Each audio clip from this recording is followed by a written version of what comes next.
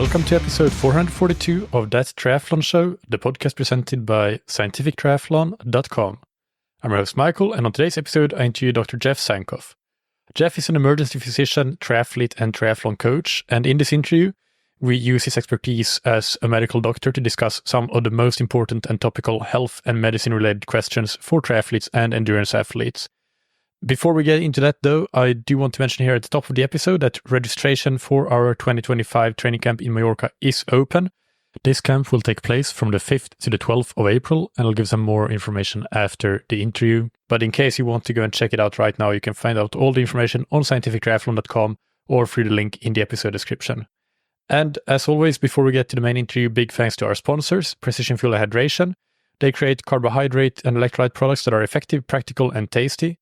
And to me, the number one thing that any sports nutrition product needs to have is that they should not cause flavor fatigue even in very long races, because a relatively minor reduction in carb intake from your plan could be the difference between a PB and walking the last 10 kilometers of the marathon in an Ironman, for example. So the product that you use needs to still be appealing enough for you to keep fueling at the end of the race. And this is one of the biggest advantages of Precision Fuel Hydration's carbohydrate products. The flavor is quite neutral, only mildly sweet, making it quite easy to consume as much as you want for hours on end, so you can really stick to your plan throughout the race, or even increase your intake from your plan if you feel that you're a bit low on energy. You can get a free plan for your next race with the Fuel and Hydration Planner on the Precision Fuel Hydration website, and as a TTS listener, you can get 15% off your first order by using the code TTS24 on precisionfuelhydration.com. And thank you to Zen8. The Zen8 Indoor Swim Trainer is a dry-land swim bench that allows you to improve your technique, power, and swim training consistency. For a lot of athletes, the limitation to swim training is the time commitment, especially for those living further away from the pool.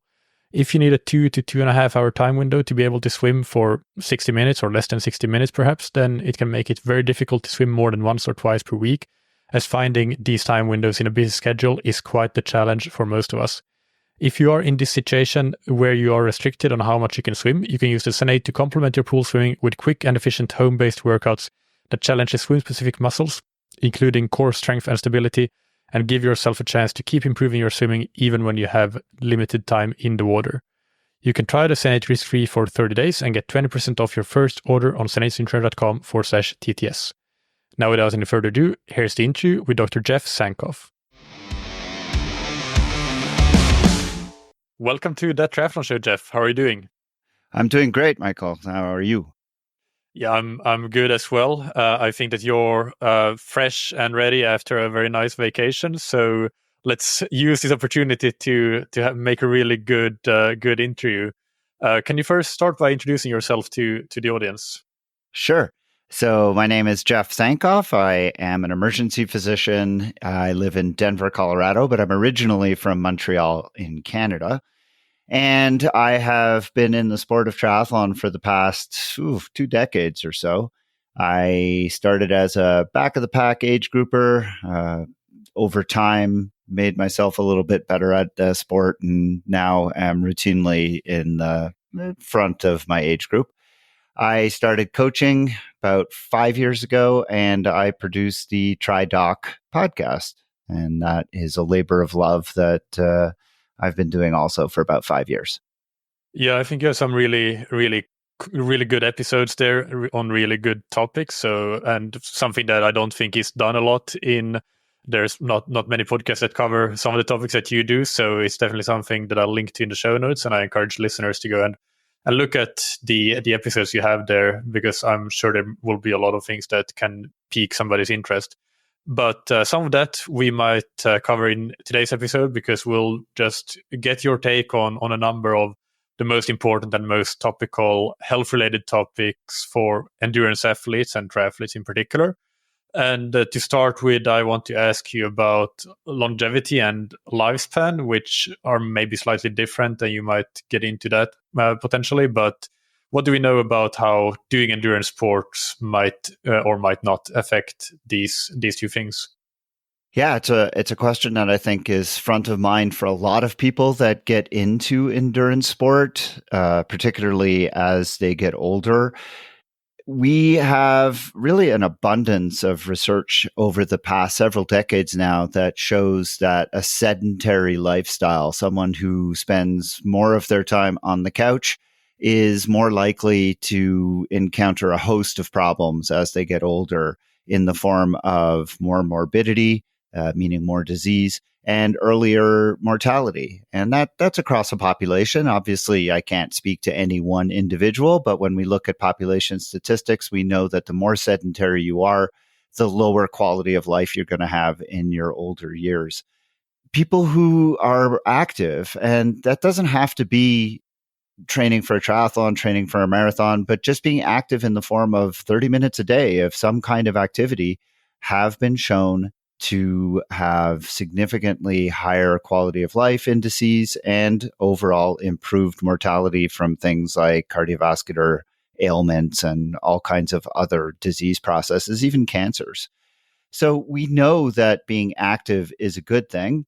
But we also know that being active is a good thing, not just for physical health, but for mental health. People who are more active tend to have a more positive outlook on life. They tend to be happier people. And while there is probably some truth to the fact that happier people are more likely to be active, we also know that being active tends to make happier people. So there are a lot of reasons to be active. There's a lot of reasons to participate in endurance sport as that way of being active. And the research bears out that you can live not just a healthier life, but a more fulfilling life by doing so.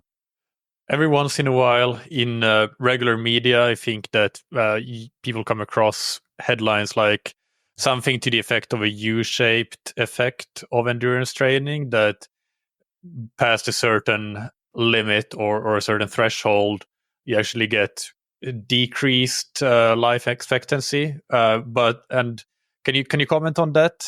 What are those headlines correct in some way, or is it a misinterpretation of the research?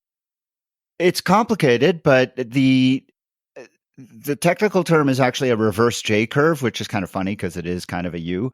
But basically what it's referring to, and this really is seen mostly with cardiovascular research and high intensity endurance sport. So the kinds of things that I'm doing as an older individual, by that I mean in my late 50s, and performing high intensity training.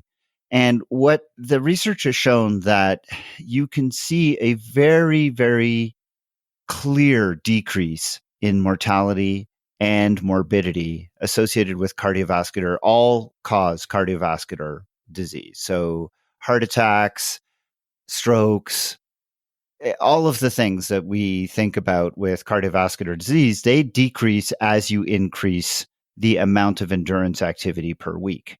However, once you get to a kind of tipping point, which is around 10 hours per week of high intensity endurance, and high intensity is defined differently depending on who you ask, but generally we're talking about zone 3 or higher. So if you get to about 10 hours a week of zone 3 or higher efforts, then you start to see a loss of those benefits.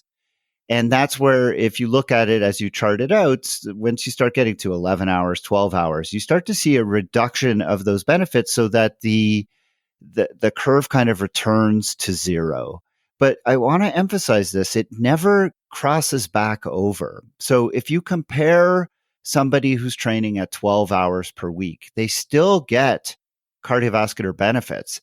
They're just not getting the same benefits as they would if they were training 9 hours a week, because they've lost some of those benefits because there is now a slight increase in risk compared to the person who is training 9 hours a week, but they are still benefiting versus the sedentary individuals who are not training at all. And I think that's the part that is lost in the media message, which is that, yes, this reverse J curve is real. It exists. We don't completely understand why, but even though it is there, people need to remember that although training more than 10 hours of high intensity per week at an older age is associated with a reduction in the benefits, that reduction is not an increase in risk versus a sedentary individual. It's just a reduction in benefits versus those who are training maybe less than 10 hours of high intensity per week. I hope that makes sense.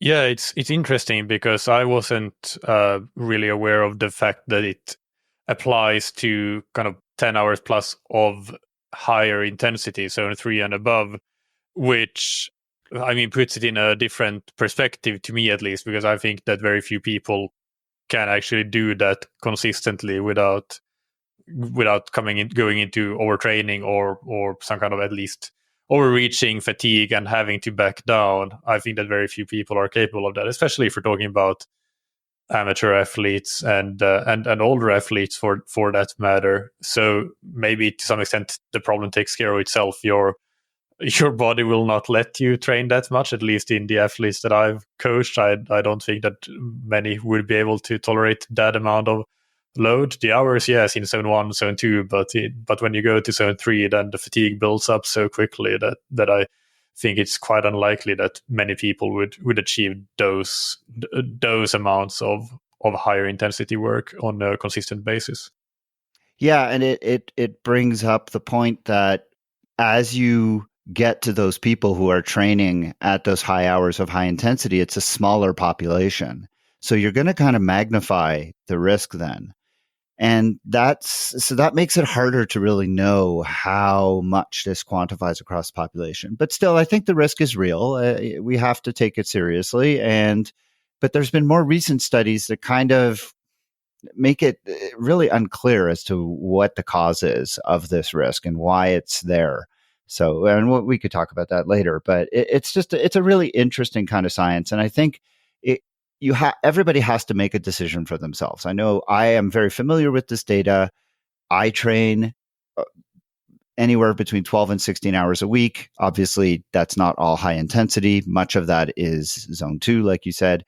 But I've made the decision that I'm willing to live with that lower risk of benefit, knowing that I'm still getting a benefit, because the quality of life for me is so much better in the moment. So I'm willing to take the trade-off of maybe a slightly decreased benefit that I would have if I trained less. Yeah, exactly. I think that the extreme example would be somebody trying to perhaps not die, but the extremes that a person can go to, as we see in today's society in some examples, is that really worth the effort? I think for most people the answer is no. So I think that's a good point. And also, just on this point, I did do an entire episode. This was a few years ago now, with the Dr. Melitta Mcnarry, who is a researcher who has investigated this issue, and they did a systematic review, meta-analysis on the topic. So for some more detail, I would refer listeners to that, even though it is a bit older. And maybe you have done something new on your podcast, Jeff. Do you have anything? Well, the biggest thing that I've done more recently is just a discussion of the Ventoux study, which came out very recently.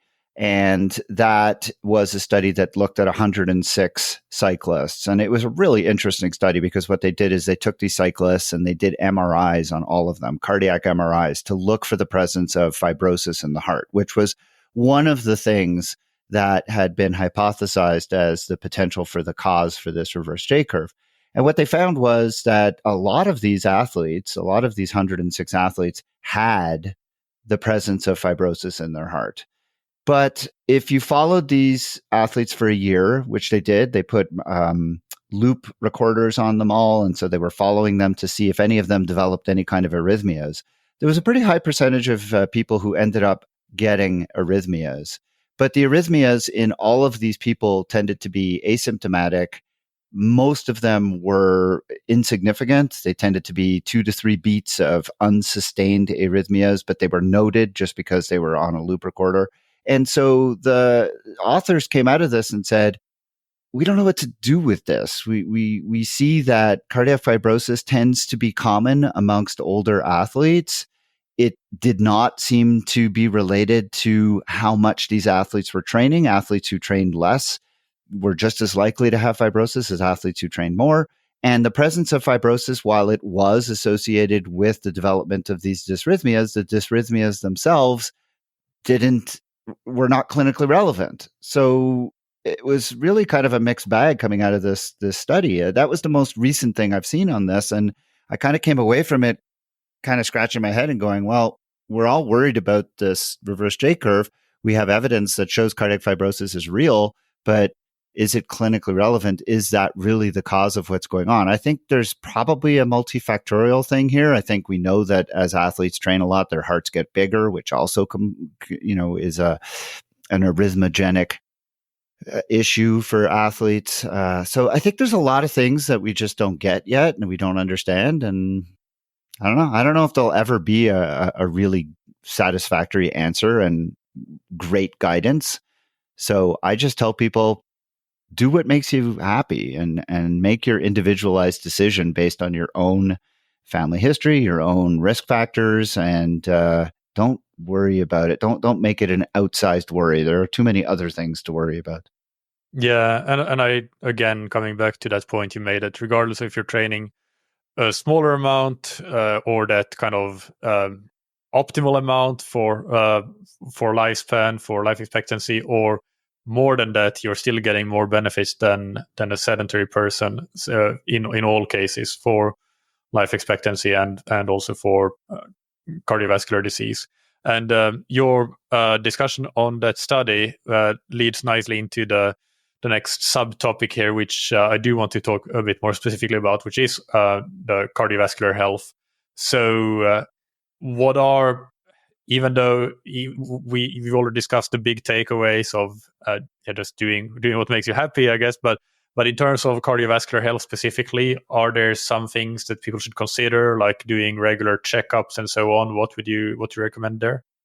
Yeah, it's a tough one because there have been a lot of studies that look at screening in athletes and have shown that you could spend as much time as you want screening, and it unfortunately doesn't make a whole lot of impact in identifying those people who are at risk. And so what I always tell people is, look, if you've been a healthy, active individual, getting random sort of screenings, especially if you're younger than the age of 40, is probably not going to be very helpful. If you are somebody who is kind of later in life, you're in your 30s or 40s, you're maybe overweight, maybe you have a family history of some heart disease, and you are thinking of now, you know what, I want to get up off the couch, I want to do something, I want to become active. It's probably not a bad idea to go and see a physician before you do that. Get a cardiogram, maybe get some markers like cholesterol levels, things like that, just to see where you're at and be sure that you're not going to have a problem. But beyond that, I don't think you need to, as long as everything comes out normal the first time, you probably don't need to be doing that on an ongoing basis. If you're an older athlete in your 50s and you've been healthy up to that point, the recommendations are probably to get at least a resting cardiogram at some point. But if you're asymptomatic, it's probably not going to be that helpful. And so the most important advice that I give people is to just be very, very aware and to pay attention to your body.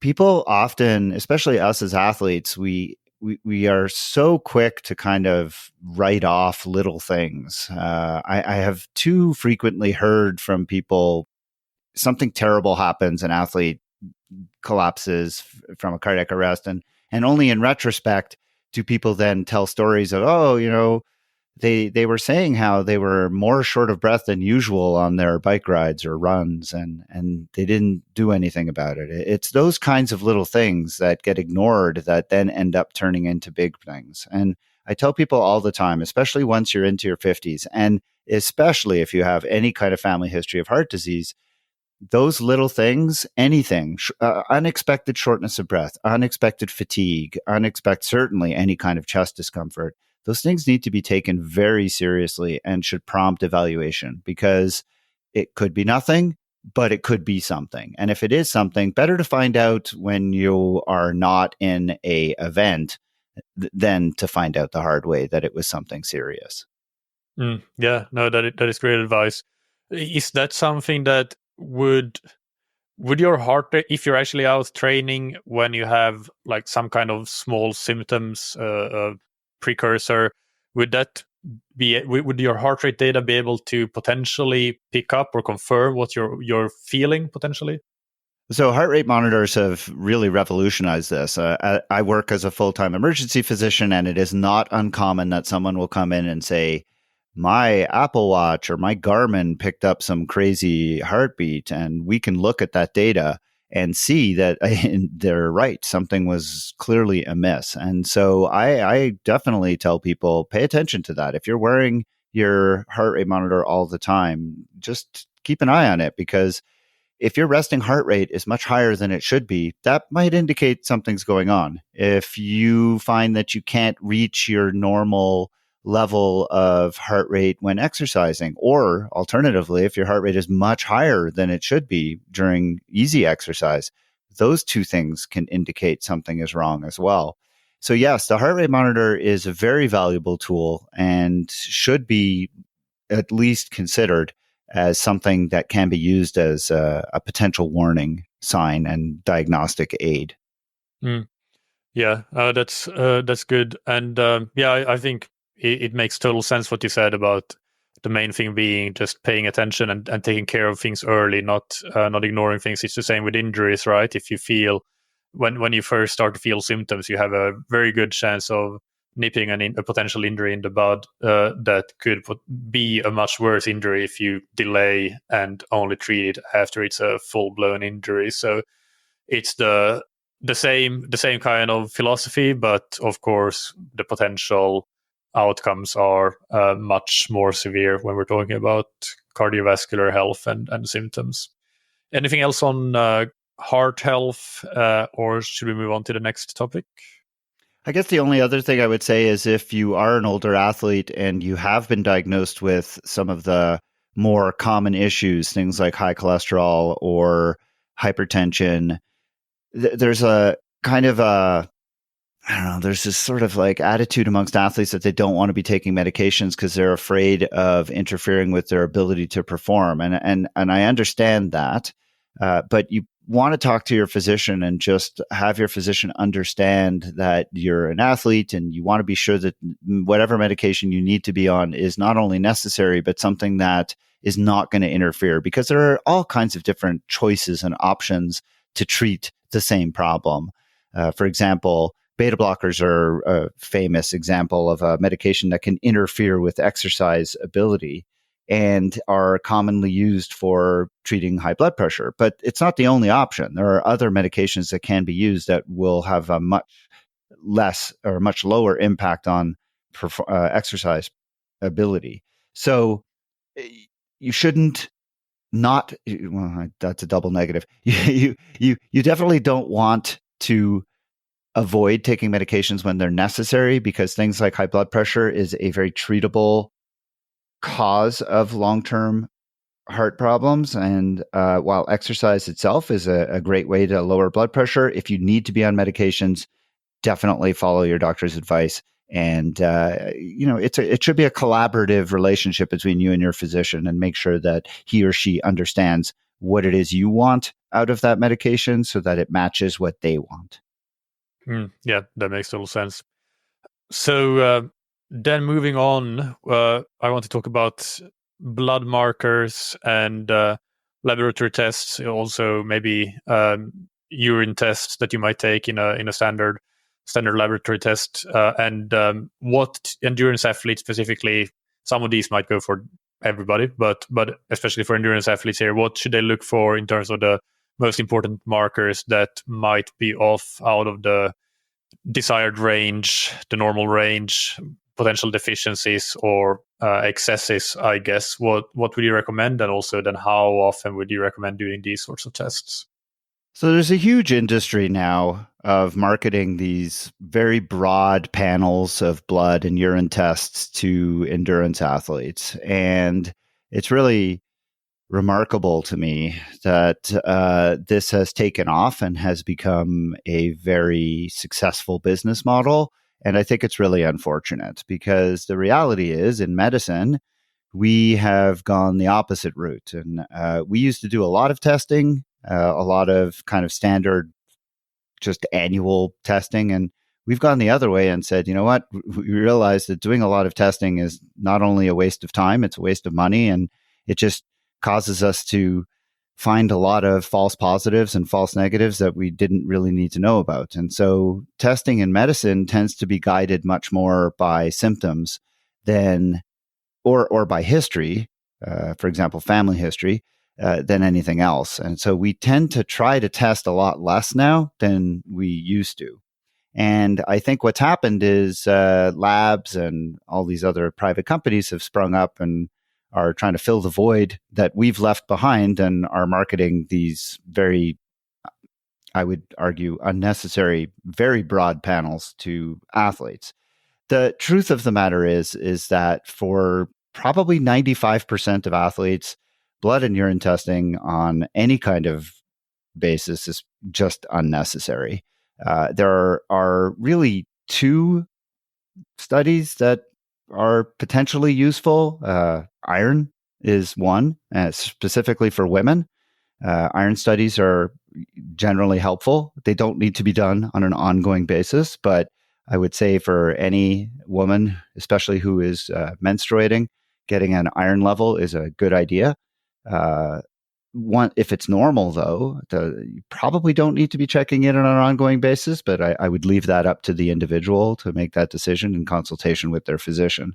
The other one is vitamin D levels, but vitamin D levels are really fraught. The issue with vitamin D levels is that it depends on what metabolite of vitamin D you're measuring and where in the world you're having it measured, because there is no universally accepted normal range for the different vitamin D metabolites. So what might be accepted as a normal vitamin D level in one country is not necessarily normal in another country. So it's kind of not clear how helpful measuring vitamin D is, but I know that that is one that is commonly found to be deficient. And so it's certainly one that might be worth looking at. But outside of iron and vitamin D, there's no need to do just random testing. It's not particularly helpful in most cases. And if you're a healthy person who's eating just a normal nutrition balanced diet, you're very unlikely to find anything useful from doing these kind of broad-based panels. Yeah, that is very interesting to hear. Starting with vitamin D, are you aware of any research linking vitamin D deficiency to potentially increased risk of bone stress injuries, stress fractures, and so on? There's a ton of research on vitamin D. I mean, it's vitamin D has been associated with everything from sepsis to different cancers to bone issues to all kinds of things. But the reality is most of the research has not shown that if you give vitamin D, you prevent anything, which is really fascinating. Sepsis is the best example, where vitamin D has been looked at in widespread infections that have very high mortality rates. And it looked to be so promising, but when you give vitamin D in any kind of way, it doesn't seem to change the outcomes in any appreciable manner. And we find similar things, unless you have a true bone disease like rickets or any one of these other kinds of diseases where vitamin D is involved. Just taking vitamin D, unless you have a deficiency, is not necessarily all that helpful. There's been numerous studies that have looked at, for example, I had a bike crash several years ago. I fractured my scapula, my shoulder blade, and the orthopedic surgeon said, "Oh, you should take vitamin D. It's going to help with the hip bone healing." And I thought to myself, that sounds kind of made up. And so I went and I looked at it, and it turns out there's no evidence whatsoever to support that. There is zero evidence. Taking vitamin D does not help bone healing as long as you have a normal diet that's getting enough vitamin D. And I did, and there was no reason to think I was vitamin D deficient. Similarly, there's no reason to think that you're going to fracture a bone if you have a healthy diet. And you have to be profoundly vitamin D deficient in order to have weak bones. Again, that doesn't mean there aren't people out there who don't need to be supplementing with vitamin D, especially if you live in a place where it doesn't get enough sun, if you live in a place where your foods aren't fortified with vitamin D, or if you live in a place where or if you're a person who just doesn't eat a lot of vitamin D. So there are a lot of reasons why you might need to supplement with vitamin D, but in terms of the true benefits of supplementing with vitamin D, they are kind of hard to find in the evidence because a lot of it, there's a ton of theory that suggests vitamin D should be helpful for a lot of things, but in terms of clinical practical benefits, evidence is a little bit sparse. Interesting. My native country of Finland, at least some years ago, the public health recommendations had a blanket recommendation that everybody should supplement with vitamin D because according to those recommendations, basically everybody in Finland was deficient, which you can understand theoretically because of the lack of sunlight compared to because it's so far north and pretty dark as a whole across the year. So, but that. Well, and I want to address that because that's been a common sort of refrain. Northern countries in Northern Europe, England even had a similar kind of thing. Oh, we need to have everybody supplement with vitamin D. But it wasn't clear that there was this rash of vitamin D deficient related diseases. Like kids in Finland weren't growing up with rickets. We didn't have people falling and breaking bones all over the place in Finland. This was based on conception that, well, it's dark, we're not getting sunlight, therefore everybody must be vitamin D deficient. And when people were being assessed for it, for whatever reason, I mean, people were obviously showing up because they weren't testing the population. They were testing people who were coming in and had a reason to be tested for vitamin D and found to be deficient. But again, whether or not that vitamin D deficiency was clinically relevant and whether or not they needed supplementation is anybody's guess. Now, if you're in the low range of vitamin D, should you supplement? Sure. I don't have a problem with it. I think it's benign. There's no real downside to supplementing with vitamin D. So if people want to do it, I have no problem with it. But just don't think that doing it is going to necessarily result in any kind of miracle or any kind of major change in your overall health. Because, like I said, yeah, there are all these populations in northern countries who are ostensibly lower in their vitamin D, but the reality is a lot of their foods are fortified in vitamin D for exactly that reason, because of the sunlight issue and everything else. And they're, for the most part, they've been, as a population, I mean, Finland is renowned for having a pretty healthy population. Yeah, that is true. And you always have the problem with correlation or causality. So somebody who has let's say, weak bone structure might not go out as much and get as much sunlight. So they might be vitamin D deficient because of a weaker bone structure rather than have a weaker bone structure because of lack of vitamin D. So those things are always really tricky. And I think that as a species as a whole, we do tend to suffer from naive interventionism, and what you say there about reducing the amount of testing that is done speaks to maybe starting to understand the limitations a bit on what we can achieve with testing and so on. But yeah, so then the other follow-up then is on iron. Can you explain a bit more when for the athletes that are interested in doing that, especially the menstruating women, as you say, how would you do the test? I think that you should test for ferritin and maybe serum iron as well. But what is it that you're really looking for? Because this is something that I have actually had to look up in certain capacities, and I found kind of conflicting instructions for interpreting these kinds of iron tests. So can you clarify this a bit? Oh yeah, iron studies are Byzantine. They're very hard to interpret. I don't even do a good job of interpreting them. The way I think about iron studies is really, there's two ways to think about iron studies. Are you iron deficient but have a normal hemoglobin, or are you iron deficient and anemic? Because if you're just iron deficient but have a normal hemoglobin, it's not really as important. You should probably still be taking some iron supplementation, because if you're iron deficient but have a normal hemoglobin, you are at risk for developing anemia. But if you're iron deficient and anemic, meaning that you have a low hemoglobin, then yeah, 100%, you have very likely an iron deficiency anemia. So the reason iron is important, it's important for a few reasons, but the major reason it's important is because iron is the atom that is very integral in the hemoglobin molecule, and it is incredibly important because it is the atom that attracts the oxygen molecule in your lung. It binds it, it holds onto it, it helps transport it around your body and then unloads it into the various tissues where oxygen is then used and metabolized. Without iron, hemoglobin would be useless. It would have no ability to hold on to oxygen. So iron is that integral atom within hemoglobin. And if you have iron deficiency, then your ability to build or construct hemoglobin in red blood cells falls, and you end up with a falling total red blood cell, total hemoglobin count, and you become anemic because you have less red blood cells around. So when we do iron studies, there are a few things we can measure. We can measure ferritin, which is the protein that binds iron to it. We can measure just serum iron. We can measure total iron stores. There's all of these different things. But basically, the two that we're interested in are really ferritin and then the iron level. Ferritin will often fall before the iron level does, and ferritin gives you kind of a snapshot of the total iron stores.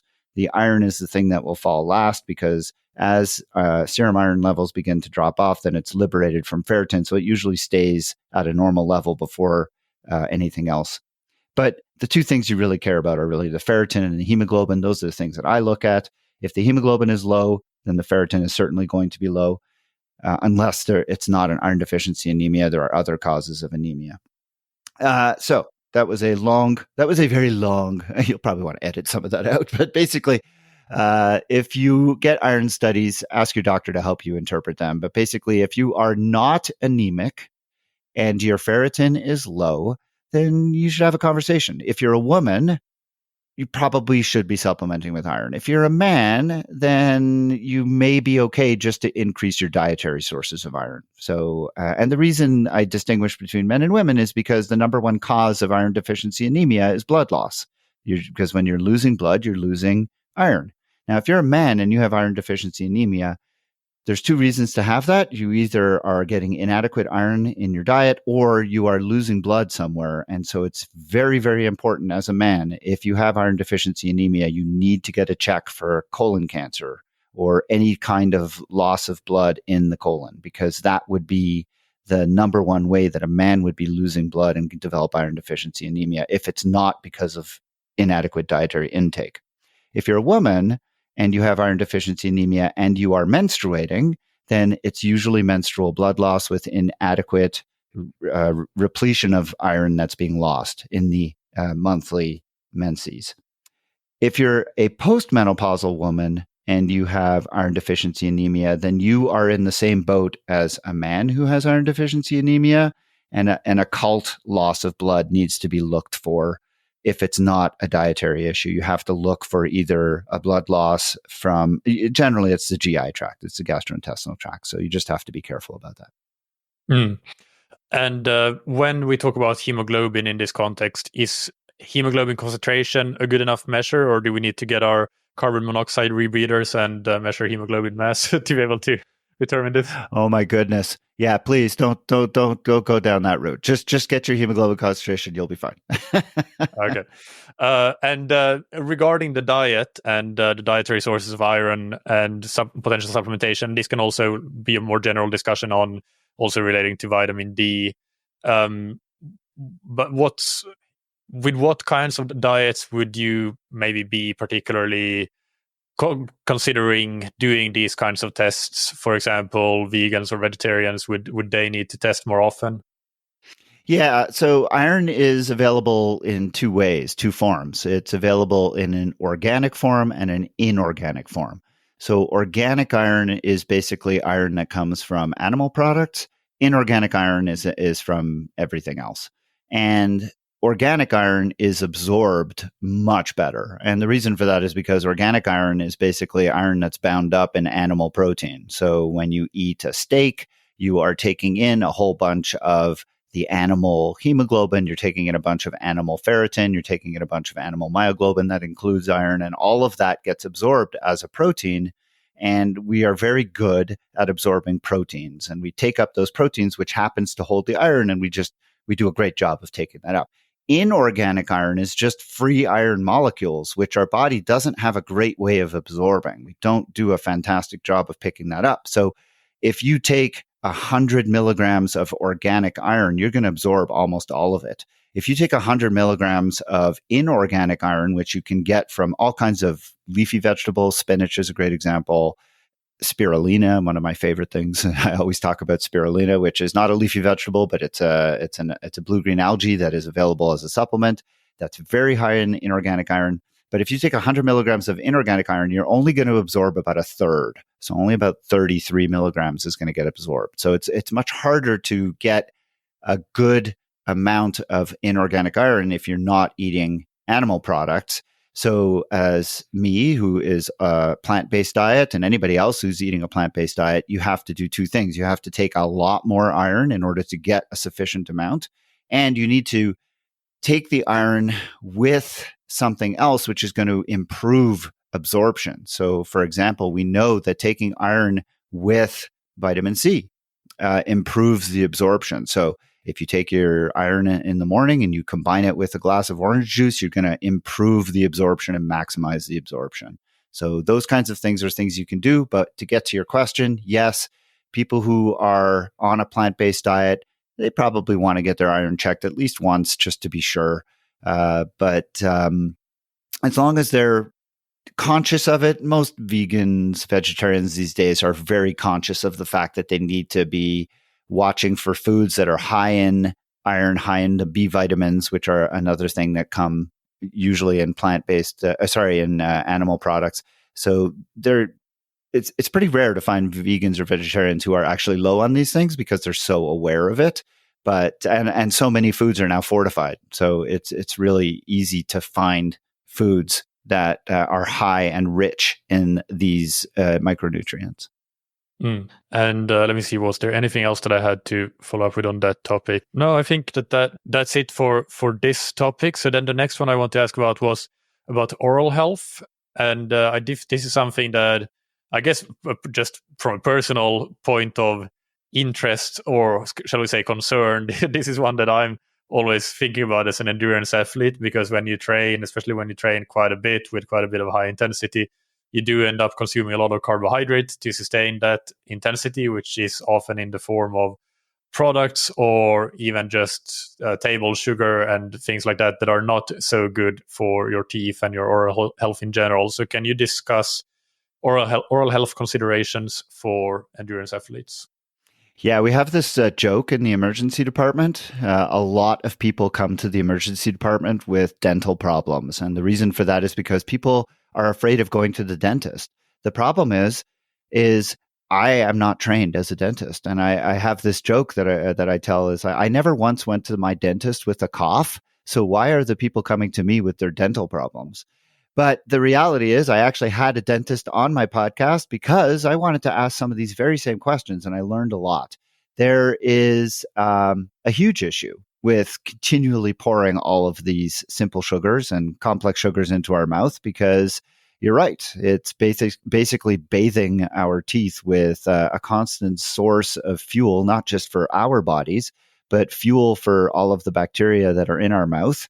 Our mouths are really filthy places, but they're filthy places on purpose because our mouths is the primary entry point into our body. When you think about it, our bodies actually have a pathway to the outside world, and it starts with our mouth. And so the bacteria that are in our mouth actually help protect us by actually acting as a first line of defense. They break down a lot of the sugars that get into our mouth. They do a lot of good work. But in doing that, they can also liberate a lot of toxic chemicals that then do damage to the teeth. And that is a potential problem. When I spoke to this dentist who came onto my program, he was himself an endurance athlete. And he said, the main thing that we need to concern ourselves with is not so much regulating what we take in, but rather just being good about continuing with good dental care, brushing our teeth regularly, flossing, and seeing a dentist on a regular basis. Because the time that you don't want to get dental pain is when you're in the middle of an event. That is not, and I've spoken to a couple of athletes, a good friend of mine who is an influencer, Triathlon Joe. He had a dental problem a couple of days before an Ironman, and he was miserable trying to find a dentist. He was, rather than focusing on his event, he was focusing on trying to deal with this dental problem. And that's not to say he doesn't regularly take care of his teeth, but it's just an example of how you just don't want to have that problem come up. And so it's so important to make sure that you are taking care of your teeth. Another interesting point about oral health is that there are increasingly links between oral health and other diseases. It's not been definitively established, but it seems that people with poor dental health are more likely to have higher rates of cardiovascular illness, stroke, all kinds of other problems. And so there may be a link between what's going on in your mouth and what's going on in the rest of your body. And again, it may come back to this notion of how your mouth is that primary entry point to your body, and what's happening in there could have a protective or potentially deleterious effect on everything else. Yeah, no, that's a good and clear summary. I don't think that I have anything else to follow up on there. So let's move on to some myths and misconceptions. And I don't have any here to give for you to discuss specifically. So I'm asking you: are you aware, or do you hear and see about any common myths and misconceptions when it comes to health and endurance sports or endurance athletes that you would like to maybe shed some light on and clarify? I think there are two. When you sent me this question, I thought about it, and there were two that kind of popped up right away. And the first is that people decide to get into endurance sport thinking, I'm going to do this because this is the best way to lose weight. And I'm going to do this because I'm going to change my body and lose weight. And they're thinking, oh, look at all these guys out there running. Look at all these women on their bikes. They look so great. I'm going to get off the couch, and in a couple of months, I'm going to look just like them. And what people don't realize, the big myth, the big lie, is that just doing the work is going to suddenly melt off the weight. And I think people don't understand when they get into the sport that if you don't fuel properly, you can't do the work. And you can't fuel off of the stores of energy you have in your body, because we are not well suited, as I undoubtedly have spoken about many times. We don't metabolize our fat stores all that well. We need carbohydrates, and the only source of carbohydrates are external. And I've spoken with nutritionists on my podcast many times, and invariably the conversation comes back to athletes who want to perform well need to fuel well. And so I think that people who get into endurance sport need to understand, if they're doing it for health reasons, great. And if one of those health reasons is weight loss, that's also great. And it will happen, but just don't expect it to happen quickly. It tends to be something that happens over time, because as you get fitter, your metabolic rate goes up, and you will metabolize those fat stores, but it's going to be something that happens not so much while you're exercising, but actually while you're at rest, because your metabolic rate is higher. So that's myth number one.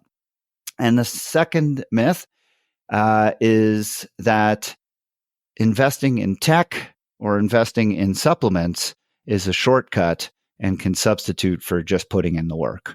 Too often, I hear or get questions or see or have discussions with people where they've bought into this whole idea of, if I have this fancy new thing, or if I buy this product that's being marketed that, Christian Blumenfeld uses, that's going to make me faster. And the hard truth is that for us average human beings who are operating somewhere in the 60 to 80% of our physiologic potential, there is no better thing that we can do than just do the work, because that's going to give us significantly more benefit than any little piece of thing, tech, or any supplement that we're going to buy or put into our body. Yeah, and I guess that also goes, since we're talking a lot about health and medical issues today, it also goes for products and data and things more relating to that area in terms of general health and well-being. You can't buy that in a supplement or in a piece of data. It's more about it's the good habits that you have and can form. 100%. Yeah, 100%.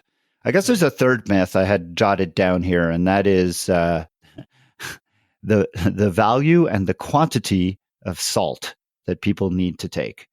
I always crack up when I'm doing one of my events, especially if it's in a hotter environment, when I see people carrying around Ziploc bags full of salt, and they're just gobbling this salt down in the belief that somehow this is going to. Salt has been made into this miracle cure for all that ails you. If you're cramping, you need salt. If you're dehydrated, you need salt. If you're bonking, you need salt. And I'm like, people are taking so much salt that they're just vomiting all the time because salt is a terrible irritant to the stomach. And yeah, absolutely, 100%, we need salt. But this notion that we need as much salt as people seem to believe is that there's this total disconnect between the amount of salt we actually need and the amount of salt that people are taking. And I wish we could get that back into a little bit better balance. I think everybody would be happier. So what do you think is the range where we're talking about that people actually need? Yeah, I mean, it varies, right? I mean, it is true. There are people who sweat more and lose more salt. There's no question. But this idea that you need to be taking 2,000 milligrams of salt per hour is probably pushing it a little bit. Most people can probably get by with 400 to 500 milligrams of salt per hour. And they're getting that in most commercial sport solutions. One follow-up I had on the first point you made there with the weight. I think this is quite a common misconception as well, that people think that the amount of energy you burn or expend is related to your relative exertion, how hard you feel that you're working, but it really isn't. If we take a bike as a good example, even if you're huffing and puffing, but you're pedaling at 100 watts, which is very much normal for somebody coming off the couch, not having any background in sports, you're still watts is a measure of energy per unit time. So it is a very objective measure of how much energy you are burning at that point. You have an efficiency factor, but that is not too variable on a bike, different on the run and the swim, of course, but on the bike, you can get a pretty accurate estimate of the energy expenditure just based on the average watts that you're pushing in any given session. So what you said there about the need for patience to become stronger, become fitter, to over time get that weight off, that makes complete sense, because it is hard to create a big or not that you want to create a big, but an appropriate caloric deficit when it takes you quite a long time to burn even a very modest amount of energy when you're very unfit and just coming off the couch. But then a few months down the line, when you're much fitter already and you can push 130, 140 watts, then at that point, that energy expenditure of that same bike session is suddenly quite a lot higher, and creating that appropriate calorie deficit for the weight loss becomes much easier. Yeah. Yep. Well said. And so then also another hot topic at the moment is anti-doping. And here, from the context of amateur sports, I guess most people are familiar, but maybe not everybody, that at least in Ironman events, you are subject to WADA's anti-doping rules. But there are definitely, but there are certain health or medical conditions that may lead you to take medication or get treatments that violate that code. So one common example is testosterone replacement therapy. So can you talk about this topic in general, and what athletes that compete in sanctioned events like Ironman, triathlons, and other events that follow WADA's rules, what they should be aware of and how they should approach potential health and medical interventions with this in mind? This is a whole episode unto itself. I could go on for hours on this. To me, listen, doping in sport is it remains a huge problem. It's something that all age groupers say that they are bothered by, and yet the organizations who put on these events seem unwilling or unable, or a combination of both, to do anything to address it. And in this vacuum, more and more people are taking free rein to do whatever they want. Because there is just no testing. I mean, I know there is some testing, but I mean, let's face it, there is no testing of age groupers. I mean, there are several hundred events around the world. If you look at PTO, Challenge, Ironman, between 70.3 full distance, I mean, they are testing less than 0.1%, if that much, of age groupers. So they're basically not testing anybody. And everybody knows this. And especially when you get into the older age groups, you look at some of these times and you scratch your head and you go, what the? I mean, when they find one pro who's positive, the outrage level goes off the charts. And legitimately so. It's not something we want to see. It's not something we want to believe is there. But again, because the testing is just so inadequate, you're not going to find more than one pro every so many months. And I just as an aside, I'm sure you feel the same as I do. I get so tired of the common refrain of, oh, it was something I ate. I just give that up as an excuse. I just don't want to hear that. It's just an old, tired refrain that is either come up with a new excuse or just cop to it already, because it's nobody's buying that.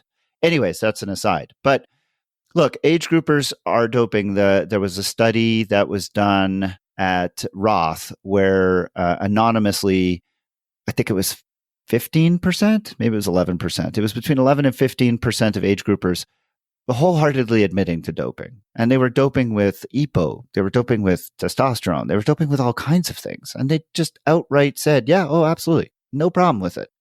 And because they're not getting caught and because they're so blatantly okay with doing it, that is tainting the accomplishments of people who are clean. So I know two women who are world champions on 70.3 in their age groups, and they are phenomenal athletes. They work so hard. They are in the gym lifting weights. They are out there biking, running, swimming. They have had a track record of success for more than a decade, both of them, and they have had success at all different distances. And I know them personally.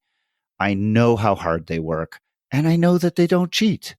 But because of their success and because we all operate in this environment of if you do well and because nobody's tested, we just assume you're a cheat, they are painted with this brush with immediate suspicion because they're winning by large amounts. And again, this is not new. They've been winning by large amounts forever. It's terrible for them because they would love to be tested and show that they're clean, because it's, they feel like they have to be tested to show they're clean because there's no testing and everybody just assumes that they're not. And there's all these other, it's just this ridiculous. We all go to these events and we just, if you're at the pointy end of the field, you just assume you're getting beat by people who are dirty. You just can't, when I go, I just, if somebody beats me by a lot, I immediately question, are they clean or are they dirty? And especially because I'm in a late 50s age group where, as you mentioned, testosterone replacement therapy. So this is again, this is one of these boutique medicine kind of things. Testosterone supplementation didn't exist 10 years ago. Well, maybe 10 is pushing, but maybe 20 years ago, testosterone replacement didn't exist. This was not a problem. And suddenly it was made a problem because what happened was pharmaceutical companies came up with the ability to manufacture testosterone, but they didn't have a market for it. So they needed to create a market. So they developed, they made up a disease, low T. Oh, you have menopause. You have, low testosterone. This is not a thing. It's called getting older. When you get older, your testosterone levels naturally decrease. So what they did is they just apply the testosterone levels that we expect to see in a 20-year-old to somebody who's in their late 50s and, oh, well, you have low T. No, you don't. You have normal testosterone for a 50-year-old. You should not have a testosterone level of a 20-year-old when you're 50, because if you do, you're cheating. You're taking testosterone supplements, and they call it medicinal because I've been diagnosed with this fake disease called low T. Now, are there people out there? I know I'm going to get pushback on this. Are there people out there who actually have a medical problem where they actually have low testosterone? Yes, there is such a thing. It's called hypogonadism. There are problems like that, but they are a tiny fraction of the men who are walking into these clinics looking for testosterone. And let's face it, a lot of these guys going into these clinics are doing so for one reason and one reason only, because they know they can get it, and it legitimizes their ability to get an anabolic steroid. And it legitimizes their ability to get the benefits of taking this anabolic steroid. So what are those benefits? Improved recovery, improved muscle mass, improved strength. Are there downsides? 100%. We know that taking testosterone for a long period of time leads to enlargement of the heart. It leads to cardiovascular effects. And we've seen this. I mean, look at all of the professional wrestlers who took anabolic steroids throughout their 20s. They all dropped dead in their 40s. They all dropped dead in their early 50s. It's because of all the cardiovascular effects from the anabolic steroids. So all of these guys who are taking testosterone right now, listen, they're not taking it at the same levels, but they're exposing themselves to the same potential risks. And for what? Glory at a 70.3, so they could get a little plaque or something. I have never understood what compels people to cheat for amateur sport, but clearly it's something. There's something psychological. There's obviously, we live in the social media age where it's kind of a me thing, and I don't understand it, but I'm sure there are psychologists out there who could give you a very good explanation as to what it is. But that's the big one that people take. But we also know that people are taking EPO. I don't know where they're getting it from. I can only hazard a guess. And if they're getting it from the internet, then I mean, heaven help them. I have no idea what the quality is or what they're doing and injecting into themselves. But if they're taking real EPO, that comes with some big problems too. EPO, if it's not monitored correctly, can result in very high levels of blood counts, hyperviscosity, and we've seen deaths in cyclists, professional cyclists who are on EPO because they end up with hyperviscosity and they clog the very small capillaries in their brain, their heart, their different organs, and they can die. So these drugs are not benign. They have associated health problems with them. And who knows? We haven't got enough data to see what the long-term consequences are for taking these things. Who knows if there's associated cancers or whatever. But again, most of these people who are using these things are taking them for short-term gain and are not going to be particularly bothered by any long-term potential negative effects. But I think the bigger negative effects are just to the sport itself and to all of us who are participating in it, who fear getting painted with that brush and who lose the enjoyment. And honestly, it behooves these organizations, Ironman, Challenge, PTO, Super Tri, whatever, whoever it is, they are the ones who are going to find athletes dissatisfied, disaffected, not willing to participate if they feel the people all at the top are there because they're cheating. We have all said as age groupers, we're willing to pony up an extra $5 in our registration fee. Charge us all $5 extra to pay for drug testing. I think everybody has, when I've asked, everybody has said they're willing to pay that. So figure it out, guys, because I think we're all sick of it and we want to see testing much more widespread. Yeah, I do wonder how far $5 per person per race gets you, though. I have no idea, but that's the question is how much extra would you actually have to pay? Well, 2,000 people in a 70.3. That's $10,000. $10,000 pays for a lot of drug tests. Listen, you're not going to get everything, right?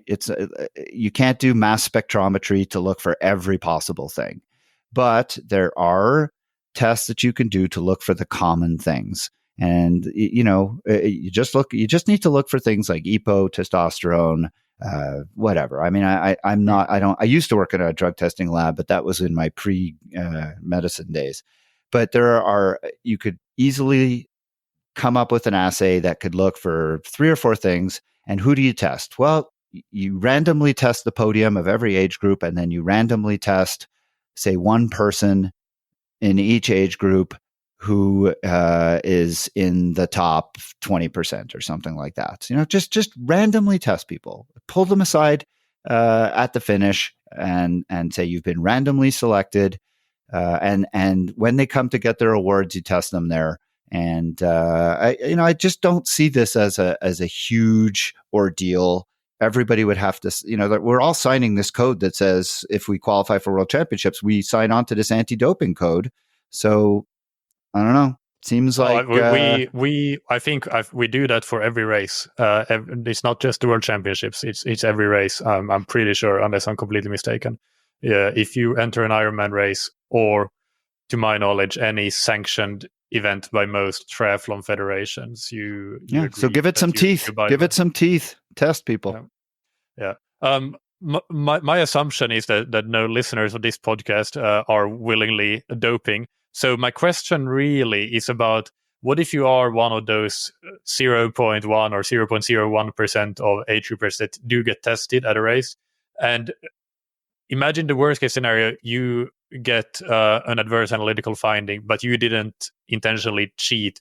What is it in your medical or healthcare interventions, medications that could have caused such an analytical finding that you can try to control for? What are there common things that you should look out for, or a common practice you should follow whenever you get prescribed a medication or some kind of medical intervention?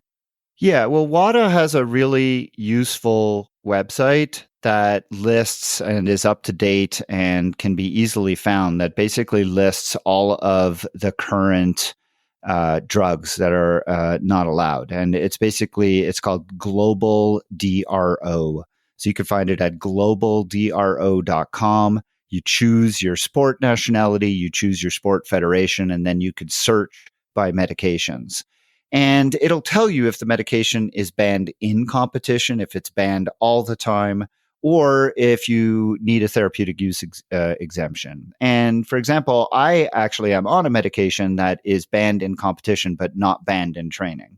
And so I called USADA and I asked them about it. I said, what do I do to get a TUE? And they said, so the medication I'm on is a medication that shift workers use to stay, because I work overnights, and it's a medication that is used to help with the overnights. And they told me, they said, we are well aware that this is a medication used by shift workers. We understand that its metabolites can stay in the urine for longer, and age groupers are generally not sanctioned if we find a metabolite for this medication. You don't need a TUE, but keep a record of this conversation, et cetera, et cetera. So that's what I've done. And I think the thing is to be proactive. So if you're prescribed a medication, you're taking something, just check, see if it's on the DRO, the drug restriction list. And if it is, contact your organization wherever you live and just ask them, do I need a TUE for this? Be proactive. Don't try to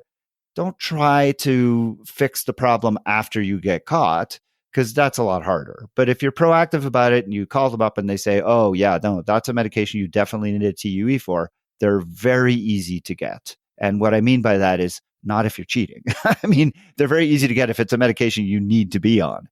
Your doctor will fill out the form, submit it to your organization, and then you're fine. And then if you do get tested and it's found, you have the TUE, you're good. It's all fine. So just be proactive about it, just the way you are about everything else. We're all so meticulous about our training. We're all so meticulous about everything else. This is something to be meticulous about. And it really takes 10 seconds to check the DRO. And if you find your medication is on that list, it takes a little more effort to then go through the steps to figure out what to do. But honestly, it's not that complicated, and it's well worth it. Yeah, absolutely. No, that's a great summary. And just on that ROF study, because I hear about it so much, I'm not sure if there are several different ones, but there's one study that I'm thinking of which I felt was very misinterpreted, because it included things like caffeine as the drugs, and I also heard some other things about the study methods how they actually collected the data. So I will need to I'm not going to say that the data that you said were wrong or anything. I'm going to make a mental note to create a specific episode on any studies, all studies that have been done in terms of age group doping, and then I can maybe get some more clarity in that. But I just want to say that from my perspective, at least one famous study that exists in terms of age group anti-doping, I think that there are some holes in it, and so it shouldn't be taken kind of as gospel. Yeah, you're absolutely right. The devil's in the details. The study that I'm referring to was from this year, and it was a survey, and surveys are always fraught with problems. The problem is it's in German, so I had to kind of use ChatGPT to translate it for me, and I don't know how accurate that was, but my intern is actually working on it, and we are doing an episode on it next week. So we will have something coming out next week on this. By the time this interview comes out, your episode will probably have launched before that. So I'll try to put a link to that in the show notes. So that's great. So then to finish off with a few general questions, reflective questions, not just about health and medicine, but also coaching, training, can be a bit of anything. First of all, what is something that you are trying to learn more about or are focusing on at the moment or recently? Like so many others, I'm getting older.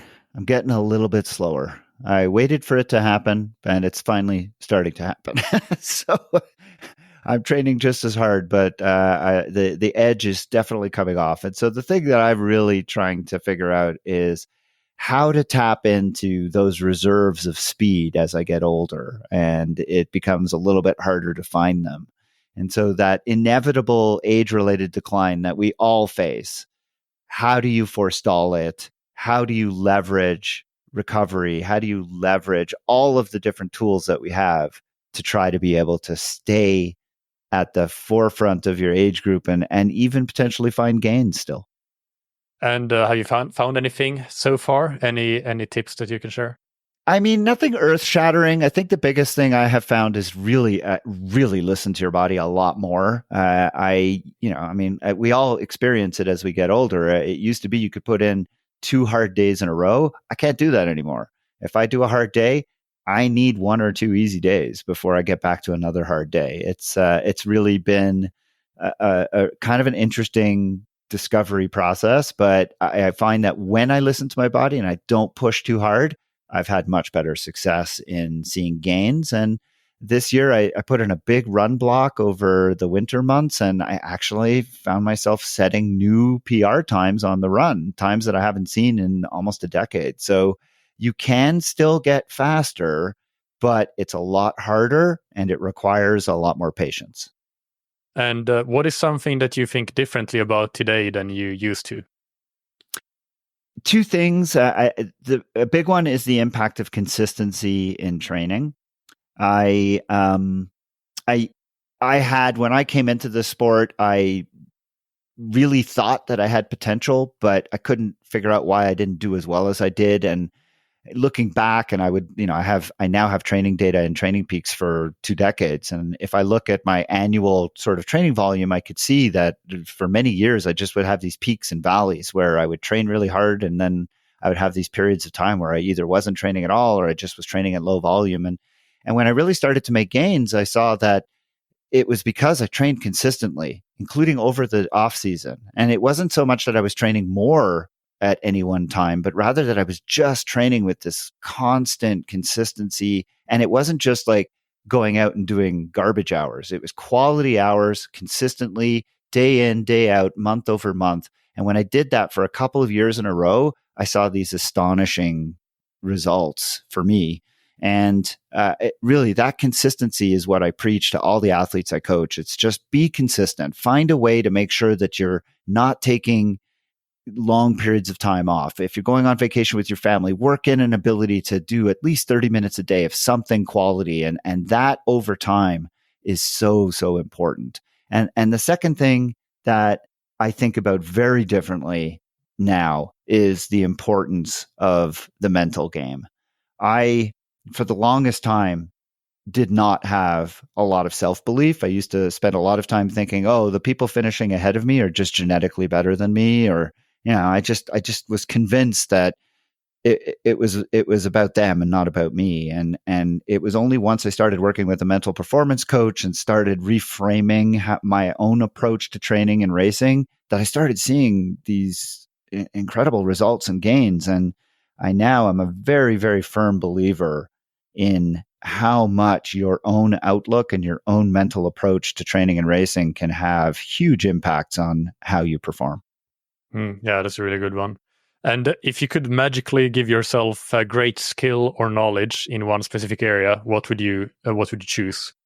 That's easy. Swimming. I'm an adult onset swimmer, and I have struggled for over 20 years to try and become a good swimmer. And that's not to say I'm a bad swimmer. I mean, I started as I think I swam my first ever Olympic distance race, and I came out of the water in like 33 minutes. And now I can swim a half Ironman in about 33 minutes. But 33 minutes is still putting me a good, 4 to 5 minutes behind the leaders of the swim in my age group. And it's the learning curve is so crazy shallow for swimming, and you put in so many hours and so many meters per week, and you just make these tiny little incremental. And now my incremental benefits or my incremental gains are being offset by the fact that I'm getting older and I'm getting these incremental deficits as well. So I'm just trying to keep up at this point. And it's just swimming is just so technical, and it's just amazing when I'm in the lane next to somebody who can really swim, and I'm just always humbled. So I wish I was a better swimmer. And can you give 3 tips to amateur endurance athletes that want to improve their performance? Yeah, I think I've mentioned them all at different points in this conversation, but I'll highlight them again. Resist the urge to invest in things and instead invest in yourself.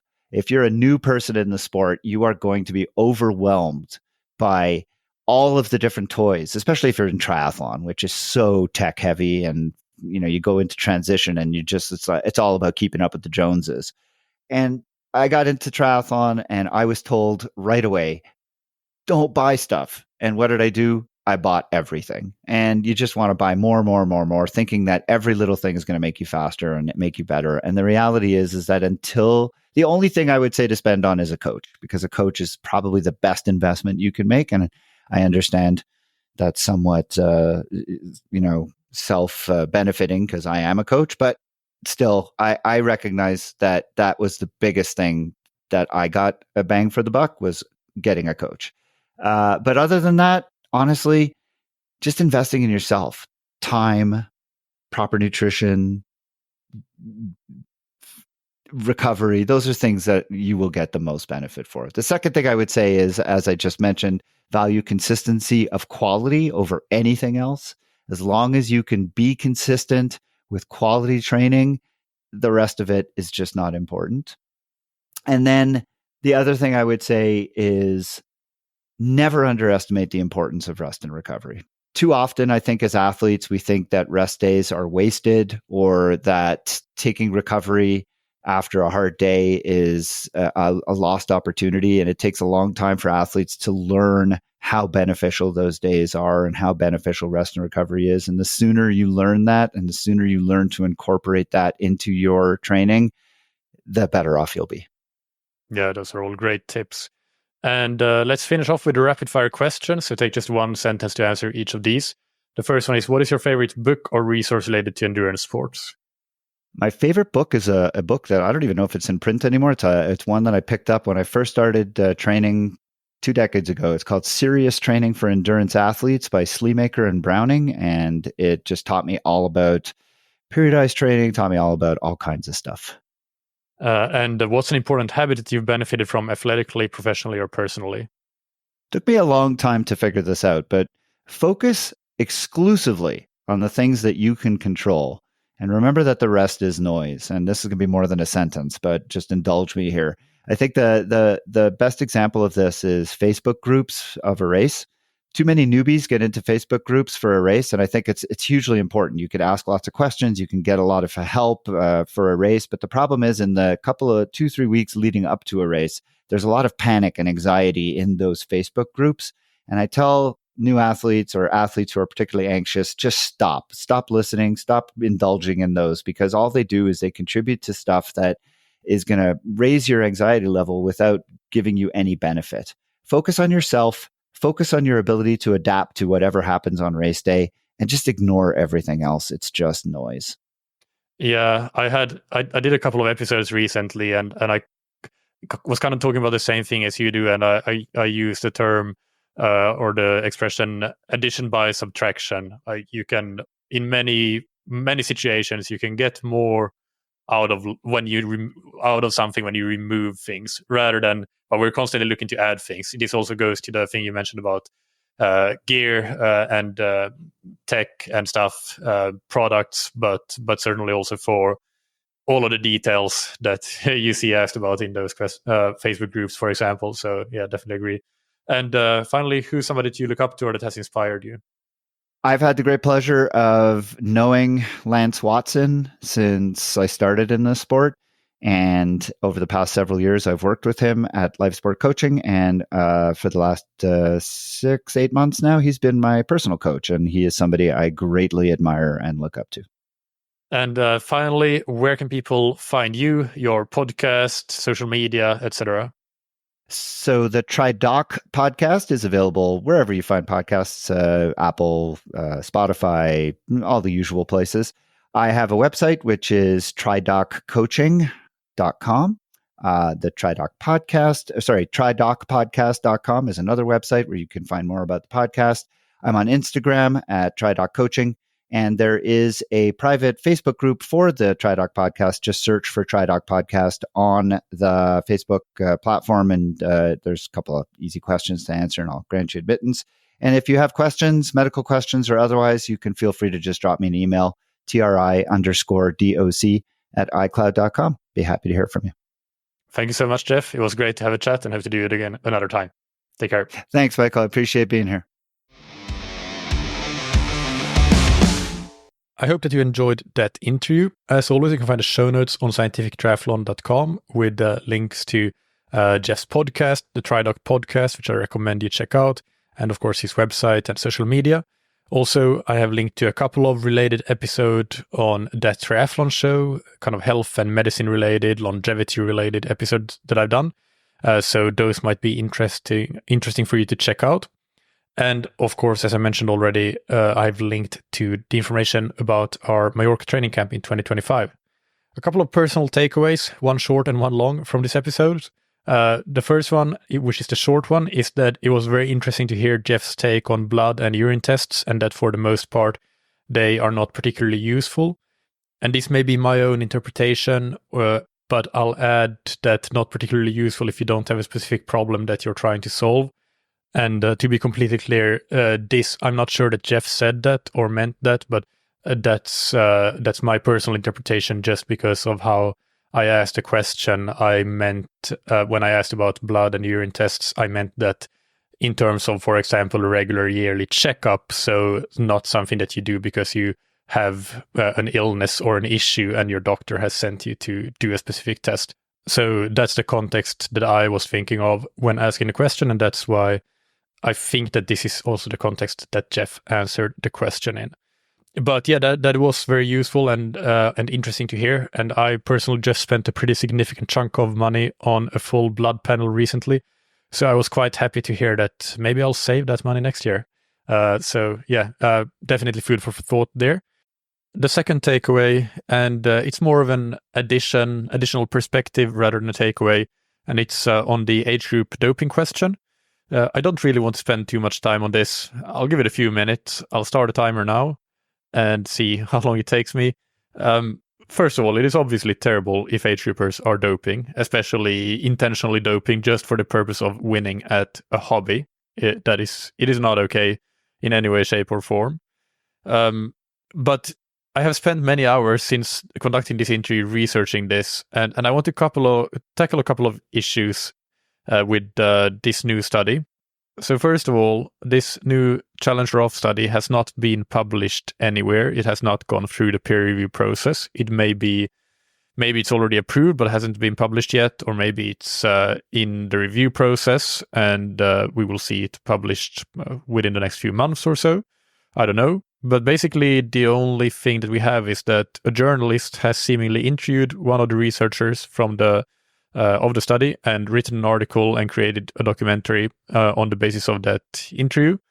And I've heard it said from sources that I've spoken to the journalist that he seems to have a bias that it's not possible to do an Ironman without doping. The journalist, not the researchers. So take that for what you will. It doesn't really matter. But what matters is that we have a mainstream media article. We have a documentary.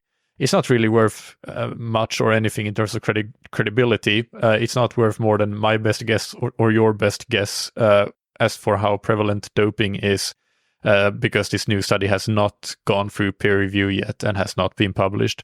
So even though there are some results attached in that article, we cannot accept results just like that without actually getting the chance to read the complete manuscript, the study methods, and including the survey questions. I do want to talk as well about that number that was quoted in the article, that 11% of age groupers are doping.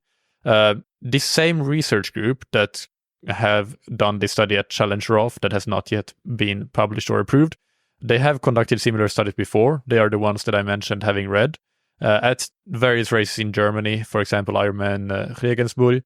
And in my opinion, these previous studies that you can find on ResearchGate or wherever, they have severe limitations because you don't directly answer a question about whether you've taken WADA-banned substances, but you answer a question on whether you have taken substances that you could only receive from a pharmacy or a doctor or the black market that could increase physical performance. Obviously, the black market is a bit more sketchy, but the pharmacy and doctor's prescription thing comes with dozens of examples where you could have taken something that does improve physical performance, but is completely legit, is not doping, is not a moral gray area. Just to give one example, higher dose iron supplements that are typically prescribed to people with anemia. You can only get that with a doctor's prescription in most countries. And if you have anemia, it definitely could increase performance, physical performance, but it is not doping. And it's not a gray area. It's not something that increases performance if you're already healthy and have healthy iron levels. And that is why it's not on WADA's prohibited substances and methods list. Note here that a difference could be if you're getting intravenous iron, then you might have to get a TUE depending on the amount. So that's something to keep in mind. But I'm talking oral supplementation of higher dose iron here. There are many other examples that are legit medical treatments that would fall in the same category of substances that could increase physical performance that you could only get on a doctor's prescription. And we don't need to talk about all the examples, but I can kind of understand why the researchers phrased the question like this. I see that perspective because I guess that they maybe wanted to put people more at ease to answer truthfully by not directly using words like banned or doping or WADA. But their survey methodology already used something called the randomized response technique, which already achieves this extra level of anonymity. It achieves the same end goal. So to me, in these earlier studies that have been published, where we do know what the actual survey questions were, they shot themselves in the foot a bit based on that poor phrasing of the question, because that would lead to many false positives. In my estimation, the vast majority of positives would be false positives, because I think that it would be more common that you get athletes with, for example, anemia and a number of other conditions that require some kind of medical supplementation, medical treatment, rather than actual hard doping. Based on that mainstream media article, the question used in this new Challenge ROF study was the same. However, we have to wait and see the actual published research, because it could also be that the journalist just assumed that the question was the same as in the prior studies. So my point here isn't that we shouldn't judge the study before it's been published. We should wait and see what it says, and then we can assess the methodology properly. But my key point is that the numbers quoted in this article and even the numbers from the previous published research by this same group using the same methodology, which, by the way, is, as far as I've seen, the only group that has done these kinds of studies investigating the prevalence of doping in age group triathlon. These numbers are not at all reliable for these reasons. Everybody can have whatever hunches or gut feelings that they want about what the prevalence is, but the point here is that we don't know anything yet. We cannot quote these numbers as facts because of the limitations that exist. And I know there were a lot of posts about this whole thing on Instagram, and I am quite certain that none of those posters had actually read a single one of the peer-reviewed studies from this group on this, just the mainstream media articles. So that is another secondary big takeaway, is to just choose your sources of information carefully and be very critical about things that you see, like we discussed in last week's episode with Dr. Gabriele Gallo. But okay, I think that's all I have to say on the topic. It was about 7 minutes in the end, so a bit longer than I expected, but that's all right. Let's move on to talk about our Mallorca training camp. So this is a 1-week camp, 7 nights, 6 full days of training, check-in and check-out days around that. We will be based in Alcudia, close to the gorgeous Tramontana Mountains in Mallorca. And the dates are the 5th to the 12th of April, which is Saturday to Saturday. Prices are from €910 per person, and this includes the 7 nights at the 4-star hotel, which is a very nice resort hotel, breakfast and dinner every day, access to the hotel spa every day, access to all training facilities, and of course all of the training and coaching over the course of the week. I'll keep it really nice and short here. Just go to scientifictriathlon.com and click through to the training camp page, or use the link in the episode description and read all about it. And then you can email me with any questions or register your interest in the form on the page. And then I'll contact you with the next steps from there. We had a full camp last year and had to turn people away at the end. So please register sooner rather than later to ensure that you have a spot. And you can also get a full refund until the end of January if you have to cancel later on. I hope to see you in Mallorca, and please email me with any questions you may have about that. Finally, big thanks to our sponsors, Precision Fuel and Hydration, that you can find on precisionfuelandhydration.com. If you're looking for high quality, practical, and tasty fueling and hydration products, make sure to try Precision Fuel and Hydration.